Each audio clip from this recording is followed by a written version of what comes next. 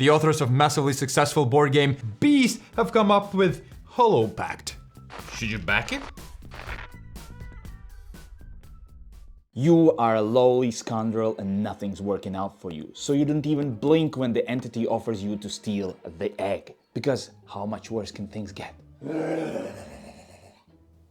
I guess much worse. Or you will play as a beast who wants his egg back. Players will use their stamina and spirits to play cards and do different actions. And the actions allow you to move, to shout other scoundrels, to attack the scoundrels, or do all kinds of crazy other things. Like find out in which cage the real egg hides. This is not the real one. This one is. To win the game, you have to complete your secret objectives and then escape, and preferably with the egg. And the beast's objective is to get back the treasures. This one. And you can do that by killing the scoundrel that's carrying the egg. To create the game board, you will use these tiles, and each time they'll be set up randomly, so the board will be different every time you play. And the cherry on top is that each of these sectors will have special rules. And there's other twists like secret endings to the game, but we're going to talk about that and a lot more in this review, so let's jump to the first question, which is... What are the 3 best things about this game? Third best thing for me is how grim this game is. Might not seem like a good thing, but it is for me, just the world and the world building, and it's in the same universe as Beast, but Beast didn't seem that dark, did it? No, it was more colorful. But this is just dark, but somehow I just love the theme and the feel of it. You're always like, should I, it's something different. Yeah, definitely for me it's the vibes, which I agree with everything that you said. It's very thematic. It feels scary, it feels dark. The monster is insanely scary. Your missions as well, how you need to destroy these doors and how you move on. You immediately get into it. The vibes. Okay, second thing is the asymmetry. And I'm not just talking about the beast and the player, even between the players. It's a whole different game playing the beast and a whole different game playing the scoundrels. And even just the scoundrels between themselves, we can be competitive and we can be helping each other out. So a lot of things that feel different no matter who you're playing. Talking about the beast, for me the second thing is the power. The beast feels super powerful. Like thematically it should. The beast controls the game, and then the scoundrels try to sneak through and do their missions. The beast gets tons of spirits, the beast gets their own upgraded superpowers, the beast gets tons of cards, and it feels so thematic and right. And the last thing for me is the objective paths. To win the game, there's many things I need to do, right? Hopefully I get the egg, but maybe just screw the egg and try to survive. But to do that, either one of those, I have to complete my secret objectives. Depending on that, I might work closely with the other scoundrel, I might not. Then you are getting on my nerves all the time, and not just my nerves, also on everything, like life and then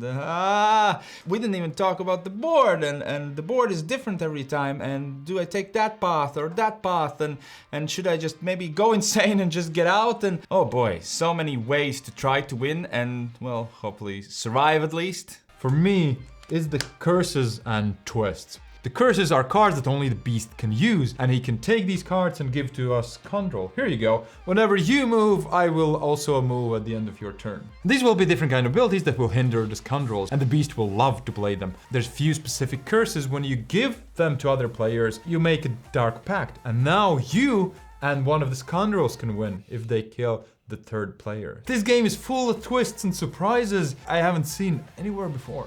But there are some things why this game might not be for them. First of all, we want to mention that this is a Kickstarter preview, which means we only got to play one scenario and one beast, and the rulebook was not the greatest. Also, since this is an ongoing project, most of the things might be fixed by the time this comes out. So let's look at the things that we did not enjoy and then rank them. If it doesn't matter, then it's down here. If it's something huge, then it's going to be up here at the red arrow.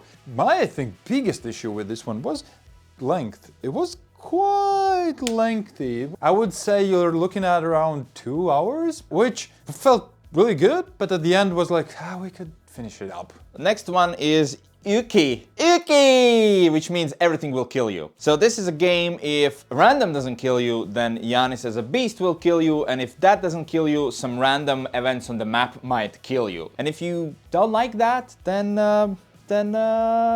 It's not for you. Yuki.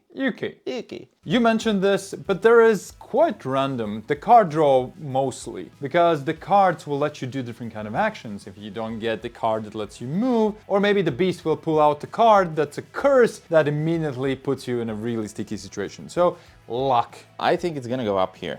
Last time we played, I needed 1 movement point, and I drew that 1 card that let me move. And that was the difference between winning or losing. And if I didn't get that card, I couldn't have win. But that also sets up those great movie scenes where you barely got out. Too dark. And in this case, I don't mean the theme, I mean the components generally. For example, the cards, they're all dark. And a couple of times when we shuffle them together, like, oh wait, this is the wrong card in this deck. They're not distinguishable enough from the front side. And I think that can be easily fixed by the time the game comes out. Who knows? But right now, it was tricky to tell the cards apart from just the front of it. Last thing, and I think it's a minor thing, but I forgot. Because on the map, each of those lines will have different rules, and then there are some intricacies, like the beast has to place fire at the end of each of his turns, and you just forget sometimes. And it's really important that fire is a huge mechanism. Because at the beginning, everything's straightforward, but yeah, like you will play a curse on me that every time I move, you will move. And you gotta remember that, because I'm not gonna remind you. These little things that will come up that you like have to keep in your mind. This is it. Worst thing here is luck. If you don't like luck, then this game is not for you. And if you forget things, then, well, it doesn't matter, but it happens. So these are the things why this game might not be for you. But then, for who is this game for? 3, 2, 1. You like Brother Grimm's and their stories? Wow. This is the first time we completely match. I think this is nail on the head. If you like Brother Grimm's stories, if you like that feel. But the dark, grim ones, not the, you know, family versions of those. Yeah, and you want to play through that and live through those twists and turns. This is the game. Yeah, it's dark, it's scary. It is a fairy tale in a way, but it's probably with a bad ending for the most players. And if you're a video gamer, I think you like games like Bloodborne or Dark Souls, this one's also up your alley. Now the question is, what did we personally think about it? And are there any alternatives? 3, 2, 1, back it. Definitely back it. It's a very unique game. If you like what we told you about the grim feel and the twists, then I don't see much that you will dislike. It might be on the lengthy side and so on, but in general, that's what you get. A thematic experience with friends. Yeah. That might be your enemies. And if you're looking for an alternative or just want to know how this feels if you have played something else, then Nemesis. Nemesis is actually very similar with the twists, with the secret objectives. It's a lot more complex game, Nemesis is, and harder to get table, even lengthier.